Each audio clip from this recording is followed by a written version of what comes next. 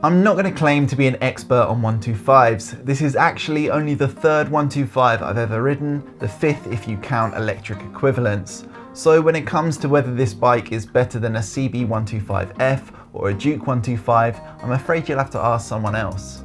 What I can tell you though is the term adventure bike and adventure biker should really be defined by the adventures you undertake and not the bike that you undertake them on. I can't get away for a big trip on every bike I ride, but the silver lining is adventures come in all shapes and sizes. So I called up my buddy David and we headed out on a loop of my local green lanes. For those of you that are new here, and I assume that most of you are, my name's Henry Crew, and in 2018 I rode 52,500 miles around the world on a Ducati Scrambler desert sled. Since then I've not stopped travelling both on and off-road on conventional and very unconventional bikes. I think I can say with confidence that I have enough saddle time in enough countries to give an opinion on almost any adventure bike, big or small. Pulling out onto the road for the first time, I was instantly reminded of what 12.7 horsepower feels like. Pretty underwhelming. Strangely, the smile on my face could not have been bigger at this point as I tucked down behind the fairing like I'm coming down the home straight at Silverstone. Looking back at David, I could tell that he was cracking up as well. The road manners of this bike are decent. It turns well, it stops well, it's really comfortable. It's not that nimble and it does feel a little bit bulky due to the boxes and the engine guards. All of these additions do make the bike feel a little bit heavy for a 125. With a curb weight of 162 kilograms, it's almost as heavy as my old 675 Street Triple and quite a bit heavier than my WR 450F.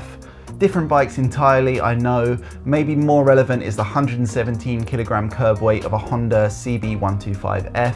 That's a difference of 45 kilograms. The dash is clear and easy to read. I really like that there's a fuel gauge and a USB socket, although it does feel a little bit cheap, especially in comparison to the rest of the bike, which really impressed me with its build quality. The screen is made to look like two different sections by a cover, but in reality it's just one big oblong. There was already some condensation starting to form underneath the cover, which is quite surprising for a new bike with such low mileage. The cover for the USB socket had also already broken off. I found the riding position and the seat to be extremely comfortable. I'm just under 6 feet tall. However, my friend David, he sat on the bike and he said that his knees made contact with the engine guards. He is a little bit taller than I am and does describe himself as all legs, whereas I obviously have perfect proportions. Hitting the mud as we turned into the first byway, it became apparent that the stock tyres should only really be used on dry gravel tracks at a push.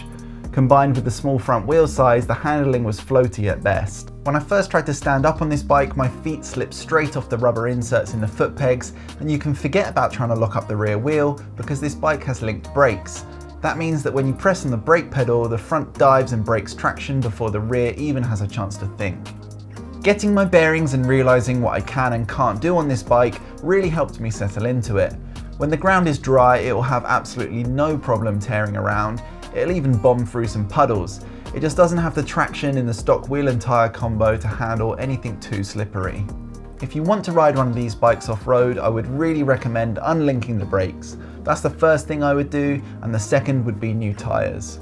That will only take you so far though, as small front wheels just don't work well off-road. That is why, generally speaking, most dirt bikes and dirt-focused adventure bikes will employ a thin 21-inch front wheel. I had the same issue riding through mud and sand on my Ducati Scrambler, which had a 19-inch front wheel. This wheel and tyre combo works well on the street, and that's where most of these bikes will spend their lives, commuting or as a first foray into adventure biking. I would have been so stoked on this bike when I was in my mid to late teens. Think of all the epic adventures you could have. You're never going to go that fast on a learn a legal 125, so why not focus on going far instead? Finally, let's move on to price. At £3,199 plus on the road fees, which can vary from dealer to dealer, this bike might not be as cheap as you expected. It's certainly a little bit higher than I expected it to be, and it's higher than it would need to be to undercut competition from established Japanese manufacturers. Just for comparison, the Honda CB 125F is £2,799 including the on-the-road fee. That's £100 less than last year and is no doubt an attempt to capitalise on rising sales of small capacity motorcycles as well as fighting back against emerging competition. Both Sinnis and Honda offer 2-year unlimited mileage warranties, and I think this will give a lot of peace of mind to any consumer concerned with reliability. Obviously, the Terrain 125 sits in a slightly different realm to the CB125F and most other 125cc motorcycles. But, as I said at the start of this video, adventure biking should really be defined by the adventures you undertake and not by the bike you undertake them on. That being said, who's to say that you can't have an adventure on a CB125F with a few bags thrown on? I think as an adventure tourer spending most of its time on the road, soaking up bigger miles whenever the weather allows, and getting out there making memories, the Sinnis T125 is a fantastic option, even if a little bit heavy and a tiny bit pricey. It's a solid machine with a lot going for it and all-day comfort. There aren't that many other bikes that sit in the same realm, maybe a Derby Terra Adventure 125 or an old Honda XL 125 Varadero. Both of these bikes are becoming quite sought after.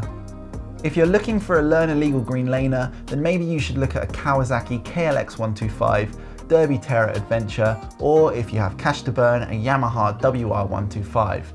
As an adventure tourer though, this bike is brilliant. Thank you so much for watching. I really hope you've enjoyed this video and it's given you an insight on the Sinnis Terrain 125. If you have any outstanding questions, just drop a comment below and I'll do my best to get back to you.